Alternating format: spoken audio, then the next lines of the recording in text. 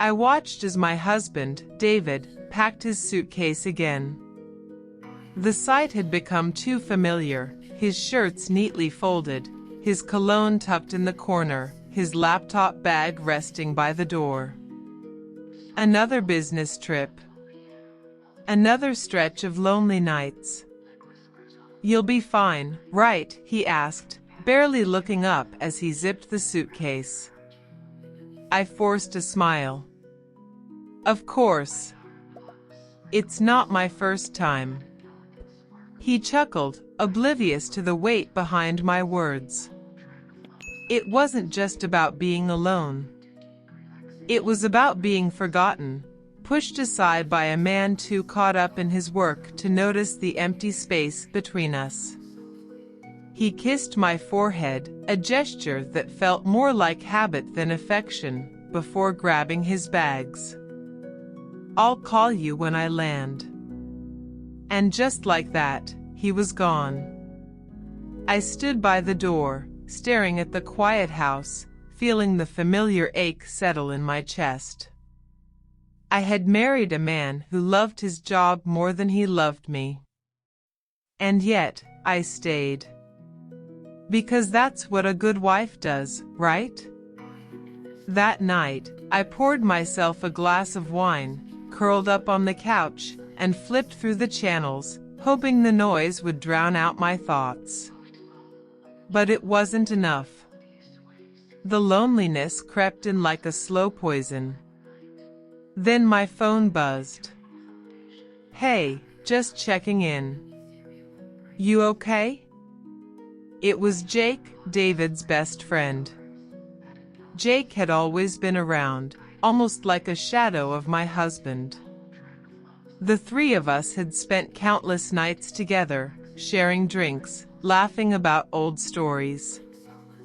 But lately, things had shifted. Lately, I had started noticing the way Jake's eyes lingered on me. The way his voice softened when he spoke to me. The way he made me feel seen in a way my husband no longer did. I stared at the message for a moment before replying. "I'm fine. Just bored. You?" His response came almost instantly. "Want some company?" I hesitated, my pulse quickening. I knew I should say no. But the thought of spending another night alone, drowning in my own thoughts, was unbearable. "Sure," I typed back before I could stop myself. Jake showed up half an hour later, holding a bottle of wine. "I figured you could use a drink," he said, stepping inside. I took the bottle, our fingers brushing for just a second longer than necessary. "You always know what I need." We settled on the couch, the air between us charged with an energy neither of us wanted to name. "You shouldn't have to be alone so much," he said after a while, his voice low. I exhaled sharply, staring at my glass. "I guess I'm just used to it." "You shouldn't have to get used to it." His eyes locked onto mine, intense and unreadable. A thick silence filled the room. I knew this was dangerous. I knew the way my heart raced was a warning. But for the first time in a long time, I felt alive. And I wasn't sure I wanted to stop. The room felt smaller, warmer, charged with something neither of us dared to name. Jake sat beside me on the couch, his body just close enough that I could feel the heat radiating off him. I should have asked him to leave. I should have remembered that he was my husband's best friend. But I didn't. Instead, I let the moment stretch, sipping my wine, pretending not to notice the way his eyes lingered on me. "You ever think about leaving?" Jake asked suddenly. I blinked. "Leaving?" He swirled his glass, watching the deep red liquid as if it held some kind of answer. Yeah. Leaving all this. The loneliness. The waiting. A bitter smile touched my lips. And go where? Anywhere, he said, looking at me now. With someone who actually sees you. My breath caught. The words were dangerous, filled with a meaning we both understood but refused to say out loud. I looked away, forcing a laugh. Jake, you're drunk. I'm not, he said, his voice steady. And you know I'm right. The air in the room thickened. I could hear my heartbeat in my ears, feel the tension wrapping around us like an invisible thread, pulling us closer. I should have ended it there. I should have told him to go home. But I didn't. The days that followed felt like walking on a tightrope. I tried to act normal, to push the moment with Jake out of my mind, but it lingered. His words echoed in my head. With someone who actually sees you. David called me that night, his voice distant as he talked about meetings and numbers, barely asking about me. How's the house? He asked. It's fine, I said. Good. I'll be home in a few more days. Maybe a week. Maybe a week.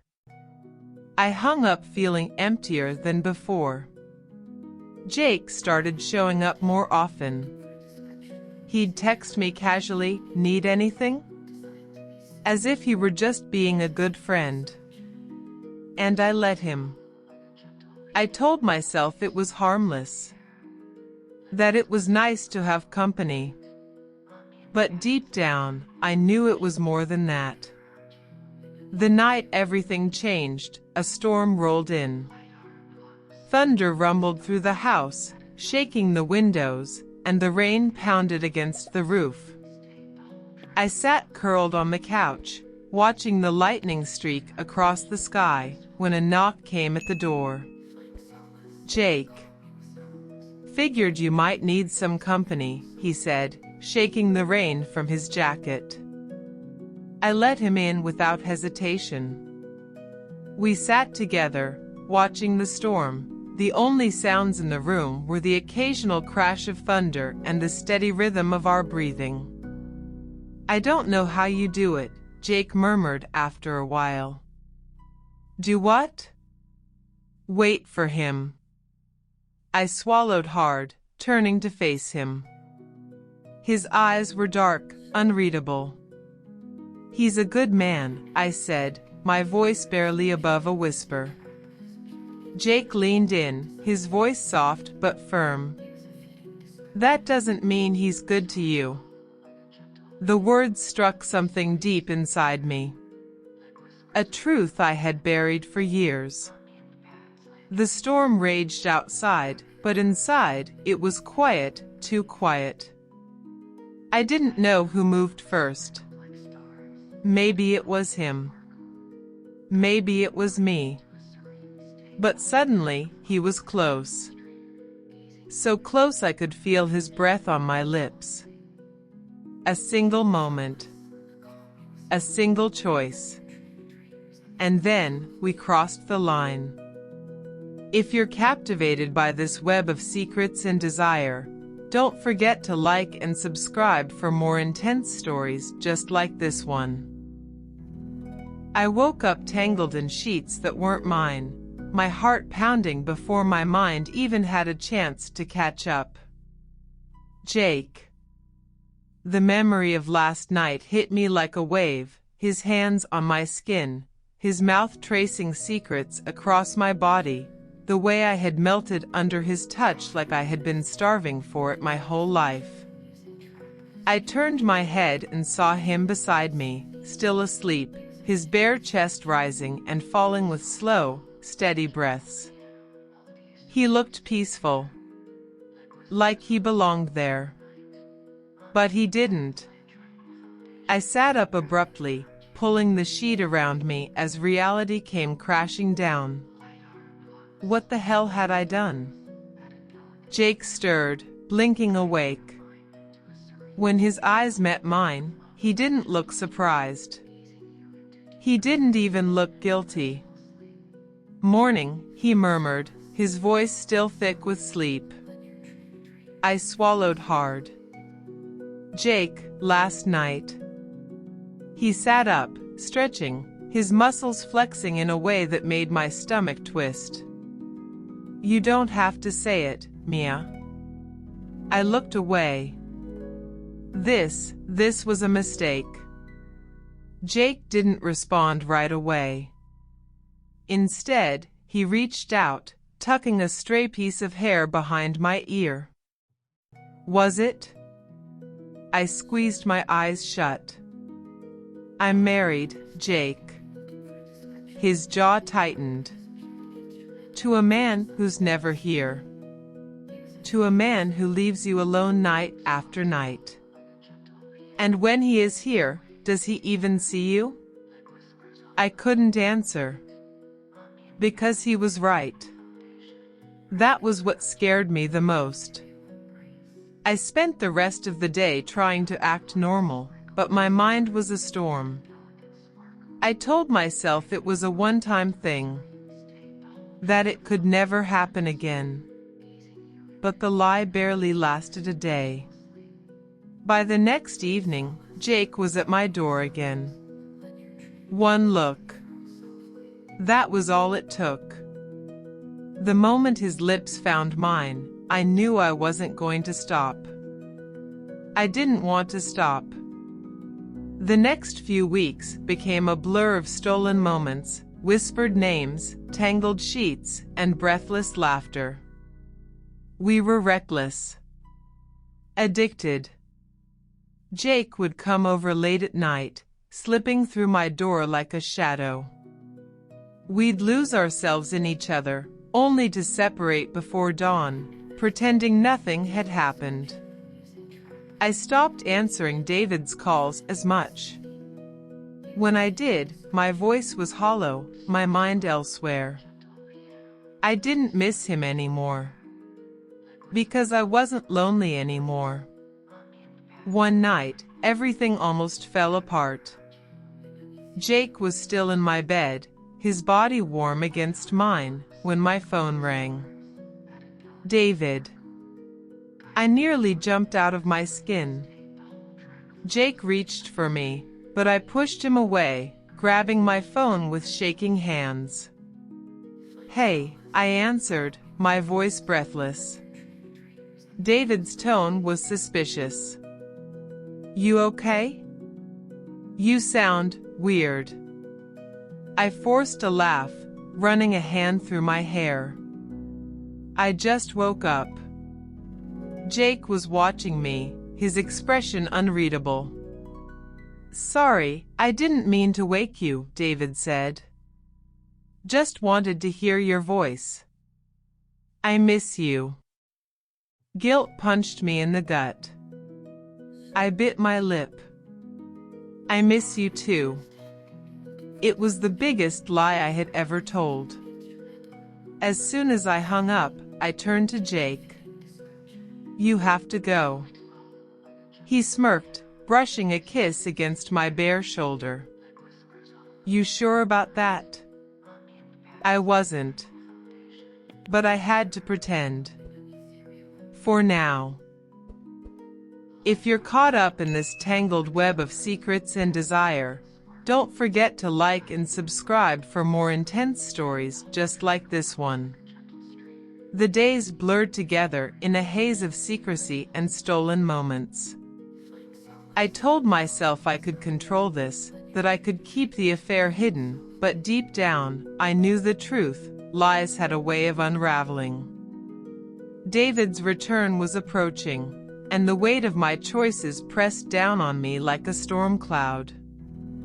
I wasn't just crossing a line with Jake, I had already leaped past it, fully immersed in something I couldn't undo. Jake and I had fallen into a dangerous rhythm, one that felt too good to stop.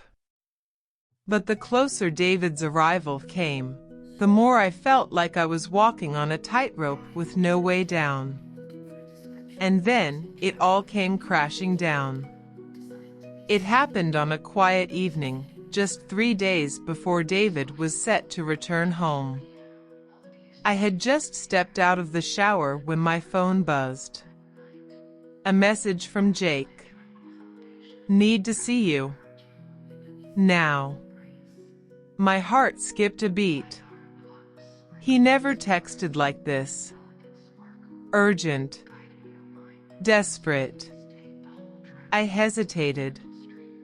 Things had been intense between us, but we had agreed to be careful. Now, his message sent a chill down my spine. Before I could respond, another message came through. "It's important. I'm outside." My breath caught.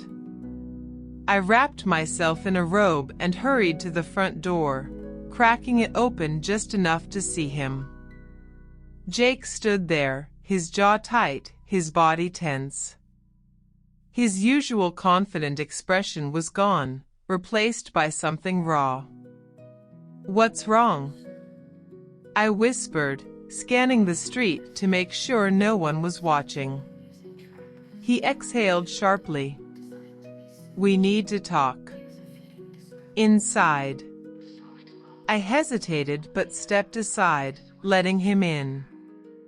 He paced the living room, running a hand through his hair. Us, he started. "Mia, we can't keep pretending it's not real." I swallowed hard. "Jake, we agreed." He turned to me, his eyes filled with something dangerously close to vulnerability. "I know what we agreed on. But I don't care anymore." His words sent a shiver down my spine. "David's coming back soon," I said, my voice barely above a whisper. "This has to stop."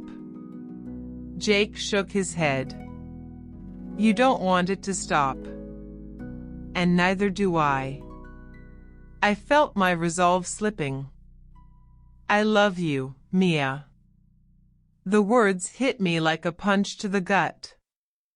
This wasn't just an affair anymore. This wasn't just about desire. This was something much more dangerous. For the first time since this began, I felt true fear. Not just of getting caught, but of the truth itself. I had convinced myself this was just a way to fill the loneliness. That it was temporary. That it didn't mean anything. But now, I couldn't ignore what was right in front of me. Jake wanted more. And the worst part? A part of me wanted it too. The front door suddenly rattled, a sharp, unexpected knock.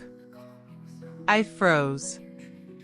Jake and I locked eyes, panic flickering between us. Another knock, louder this time. My pulse thundered in my ears. David wasn't supposed to be home yet. But something told me the life I had carefully balanced was about to come crashing down. The knocking grew louder. Each pound against the door felt like a drumbeat in my chest, hammering out the inevitable truth: I was caught. Jake's eyes darted to mine, his expression tense. "Who is it?" he whispered. I couldn't breathe. My mind raced, searching for an excuse, an explanation, anything that could save me from what was about to happen. I slowly approached the door, my hands shaking as I reached for the knob. I hesitated, sucking in a deep breath before pulling it open. And there he was. David. Standing on the doorstep, suitcase in one hand, phone in the other. His face was unreadable, but the way his eyes flicked past me, to Jake standing in my living room, told me everything. Time slowed. I saw the way his grip tightened around the handle of his bag. The way his lips pressed into a thin, hard line. The way his entire body tensed like a man bracing for impact. Jake took a step forward. "David." "Shut up." David's voice was calm. Too calm. His gaze swung back to me, pinning me in place. "Mia," he said, his voice eerily steady, "tell me I'm wrong." I opened my mouth, but nothing came out. I wanted to deny it. To spin a story, to make him believe anything but the truth. But I couldn't. Because the truth was standing in my living room. Because my silence was the answer. David's jaw clenched. He let out a slow breath through his nose, then stepped inside, dropping his suitcase with a heavy thud. "You know," he said, looking between Jake and me, "I had a feeling. Call it gut instinct. Call it the way you stopped picking up my calls as much. Or maybe it was just..." He shook his head, his laugh bitter. "The way you don't even look at me the same anymore." Guilt surged through me like a tidal wave, but I stayed silent. "How long?" he asked. I flinched. "David, How long?" Jake shifted beside me, but I placed a hand on his arm, silently telling him to let me handle it. I swallowed hard. "A few weeks." David's eyes darkened, and he let out another hollow laugh. "A few weeks," he repeated. "So you didn't even hesitate." "David, please. Don't. Just don't." For the first time, his voice cracked. I had hurt him. And not just with a simple mistake, this was betrayal. Deep, cutting, unforgivable betrayal. David turned to Jake. "You were supposed to be my friend." Jake's face was unreadable, but his hands were clenched at his sides. "I didn't plan for this to happen." David scoffed. "Right. You just fell into my wife's bed?" Silence stretched between them like a chasm. I wanted to cry. To take it all back. But it was too late. David didn't yell. He didn't break anything. He simply turned, walked toward the door, and picked up his suitcase. "Mia," he said, his voice heavy with finality, "we're done." I felt my heart shatter. David. But he was already walking out. I wanted to chase after him, to grab his hand, to fix this. But how do you fix something once it's broken beyond repair? I turned to Jake, searching for something, reassurance, comfort, anything. But his face was unreadable. And in that moment, I realized something even more painful than David's departure. This wasn't love. This was a mistake. A mistake that had cost me everything. Secrets always come to light. If you enjoyed this intense and dramatic journey, don't forget to like and subscribe for more captivating stories that keep you on the edge of your seat.